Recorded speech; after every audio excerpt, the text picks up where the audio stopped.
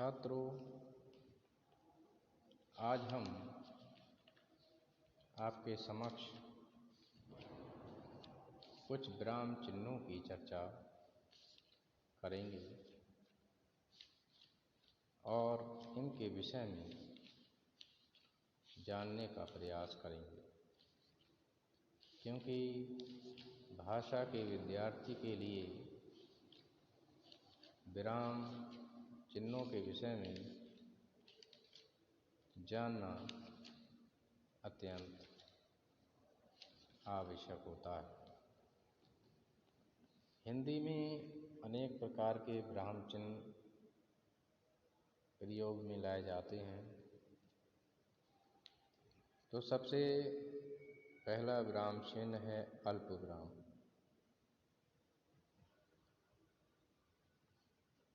अल्प का अर्थ होता है थोड़ा ठहरना। इसका प्रयोग और के स्थान पर भी किया जाता है। इसका प्रयोग संबंधवाचक सर्वनाम के स्थान पर भी किया जाता है। अल्प विराम का प्रयोग भावों के अतिरेक होने की स्थिति में भी किया जाता है। जैसे, अरे अरे ये क्या कर रहे हो। इसका प्रयोग किंतु, परंतु, तथापि आदि शब्दों से पूर्व भी किया जाता है। इसका प्रयोग वस्तुतः, वास्तव में आदि के बाद भी किया जाता है। इसका प्रयोग उद्धरण चिन्ह से पूर्व भी किया जाता है। तो कई स्थानों पर अल्प विराम का प्रयोग किया जाता है। इसी प्रकार से अर्ध विराम होता है। जब अल्प विराम की स्थिति की अपेक्षा थोड़ा अधिक रुकना पड़े तो वहाँ अर्ध विराम का प्रयोग किया जाता है। समानाधिकरण वाक्यों के प्रयोग में इसका प्रयोग किया जाता है। जैसे कहीं जय, कहीं पराजय, कहीं उन्नति, कहीं अवनति, कहीं सृजन, कहीं संहार। यही नियम है सृष्टि का। उपाधियों के बीच में भी इनका प्रयोग किया जाता है। मिश्रित वाक्यों के भ्रांति को मिटाने के लिए भी इसका प्रयोग किया जाता है। इसके बाद है पूर्ण विराम। वाक्य के समाप्त होने पर प्रश्नवाचक एवं विस्मयादिबोधक को छोड़कर पूर्ण विराम लगाया जाता है। जैसे, मैं बाजार गया था, पूर्ण विराम। राम, श्याम और सोहन सभी तो आ गए हैं, पूर्ण विराम। इसके बाद प्रश्नवाचक चिन्ह की हम बात करते हैं। तो कहीं प्रश्न पूछने की स्थिति में हम इसका प्रयोग करते हैं। जब किसी बात को प्रश्न पूछना हो, कहीं संशय हो, संदेह हो, व्यंग की स्थिति हो, जैसे नीयत ही खराब हो तो आदमी क्या तरक्की करे, तो आप आ गए, इस प्रकार से। उसके बाद है विस्मयादिबोधक। हर्ष, उल्लास, आश्चर्य, व्यंग आदि की स्थिति में विस्मयादिबोधक विराम चिन्ह का प्रयोग किया जाता है।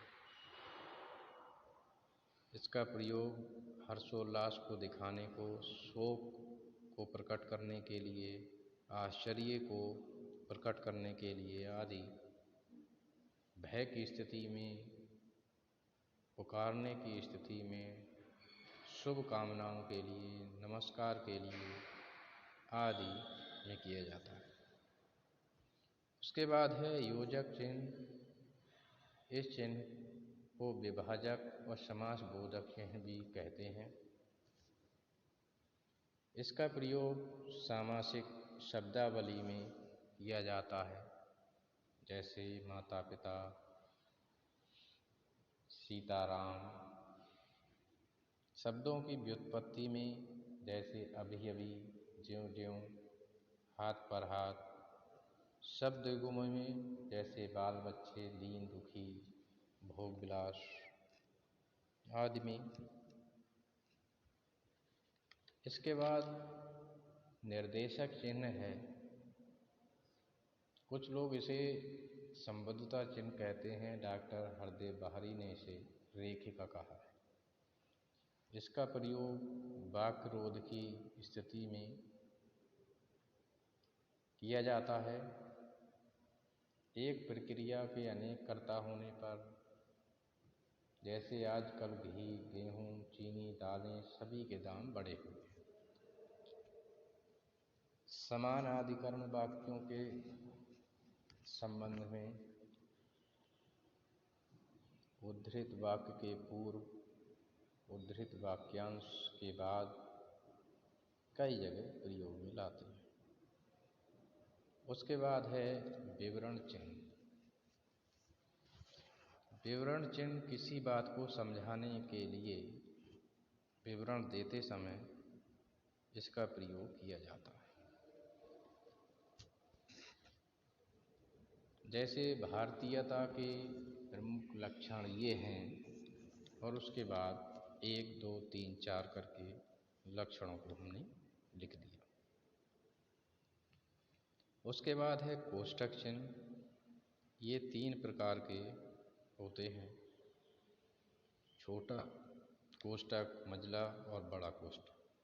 ये तीनों गणित में इनका विशेष रूप से प्रयोग होता है। भाषा व साहित्य के संदर्भ में प्रायः छोटे कोष्ठक का प्रयोग होता है।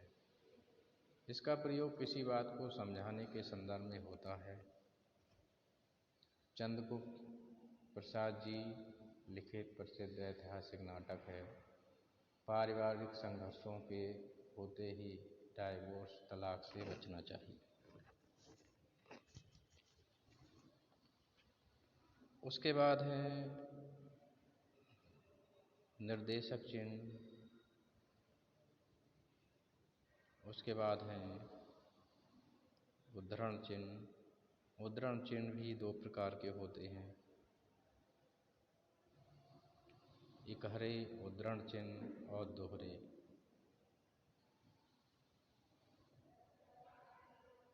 किसी बात को ज्यों का त्यों लिखने के लिए हमें दोहरे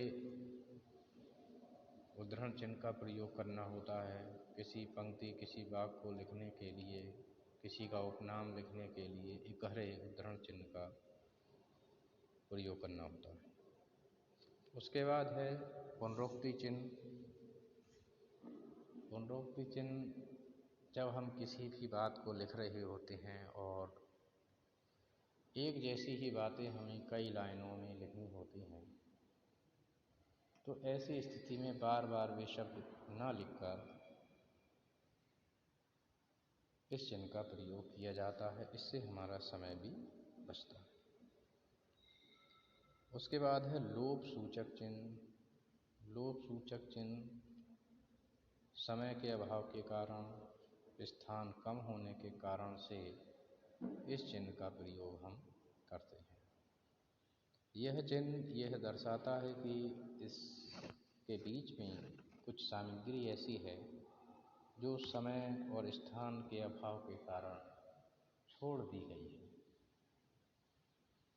जैसे सत्य गुण के समुद्र में ... पुरुष हैं। इस प्रकार से इसके बीच इसका मतलब इसमें कुछ बातें छूटी हुई।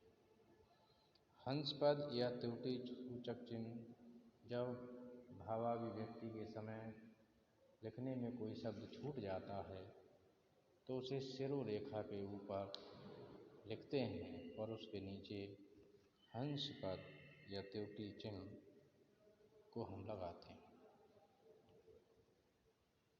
उसके बाद है तुलना सूचक चिन्ह या समानता सूचक। इसका प्रयोग गणित में होता है परंतु साहित्य में संधियों के प्रयोग के लिए इसका प्रयोग होता है।